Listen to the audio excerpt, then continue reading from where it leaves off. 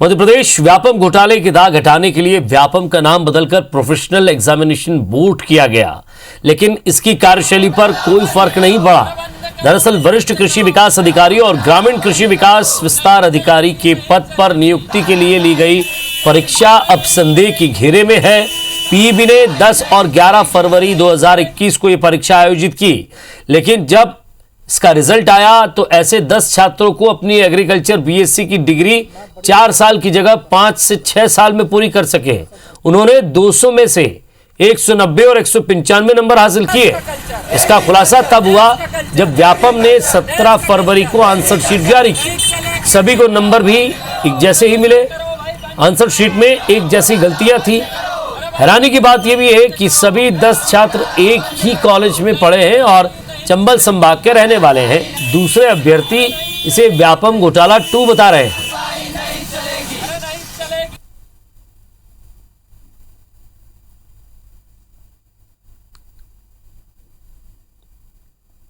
और 11 फरवरी को ग्रामीण विस्तार अधिकारी और सीनियर विकास अधिकारी की जो एग्ज़ाम हुई थी उसमें व्यापम घोटाला 2 आया है कि इसका पेपर लीक हो गया है। एपीसी हैं मिस्टर के सिंह और चेयरमैन भी है पीईबी के, उनको बुलाया, विद्यार्थियों को भी बुलाया, जो संगठन के लोग आए थे, और उन्होंने कुछ प्रमाण सहित मतलब पूरा रिकॉर्ड दिया, वो मैंने उनको उपलब्ध करा दिया और जांच के आदेश कर दिए।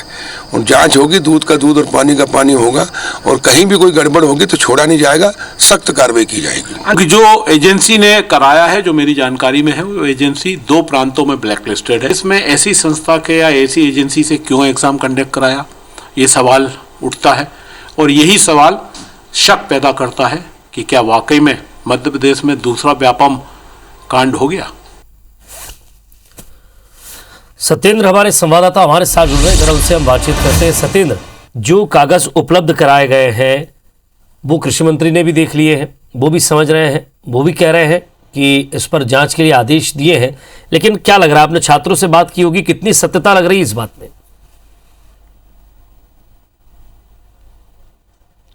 जी विजय जी, इसमें जो छात्रों का कहना है कि ये जो व्यापम घोटाला 2 उसको कहा जा सकता है, जो जितने छात्र हैं 10, ये बेसिकली पूरे एक ही कॉलेज के छात्र हैं और एक ही ज़िले के रहने वाले हैं। जहां चंबल संभाग कहलाता है वहां पे एक ही जाति के ये छात्र हैं, और इनके अगर आंसर सीट का मिलान किया जाए तो आंसर सीट में इनके क्वेश्चन और इनके उत्तरों का जो आंसर आया है वो 200 में से लगभग 190 और 195 के आसपास इन्होंने उत्तर दिए हैं।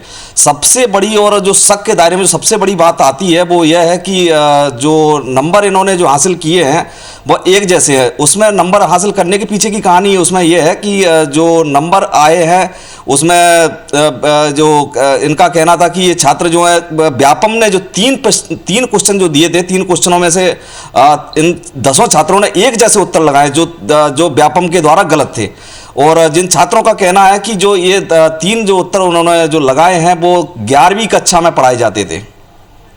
उसके बाद भी सबसे बड़ी बात यह है कि ये व्यापम घोटाला वर्ष 2013 में खुल चुका था। इसके बाद भी व्यापम ने इस व्यापम घोटाले से सबक नहीं लिया और एक ऐसी कंपनी को, मुंबई की एक ऐसी कंपनी है जिसको 2 राज्य ब्लैक लिस्टेड घोषित कर चुके हैं, जिसमें पहले नंबर पर उत्तर प्रदेश एसटीएफ है, जिसने दिसंबर 2016 में सब इंस्पेक्टर का एग्जाम लिया था।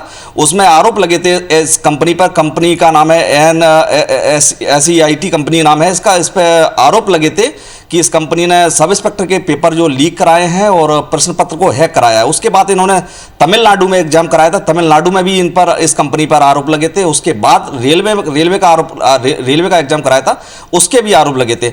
बावजूद इसके मध्य प्रदेश व्यापम ने इस कंपनी को टेंडर दिया। यह कहीं ना कहीं शक के दायरे में इसको खड़ा कर रहा है। जी, दूसरी सबसे बड़ी बात यह है कि व्यापम घोटाले की जांच अभी सीबीआई जो है सुप्रीम कोर्ट के आदेश के 2015 से अभी तक करी रही है। उसमें लगभग 3000 जो है व्यापम घोटाले में आरोपी बनाए गए थे।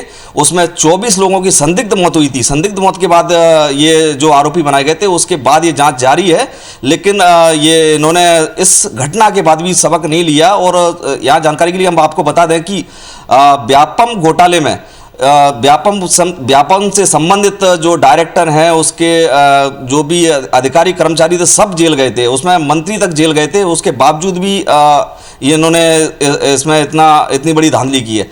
छात्रों के पास प्रमाण के तौर पर सभी दस्तावेज हैं। दस्तावेजों के अलावा जो आंसर शीट है जो व्यापम ने जारी की है, आंसर शीट 17 फरवरी को व्यापम ने जो आंसर शीट जारी की थी इस कृषि विभाग से संबंधित जो नियुक्ति होनी थी उस पद को लेकर, इसमें 823 पद भरे जाने थे। उसमें 21,000 लोगों ने फॉर्म फिल किए थे और लोग उम्मीदवार आए थे।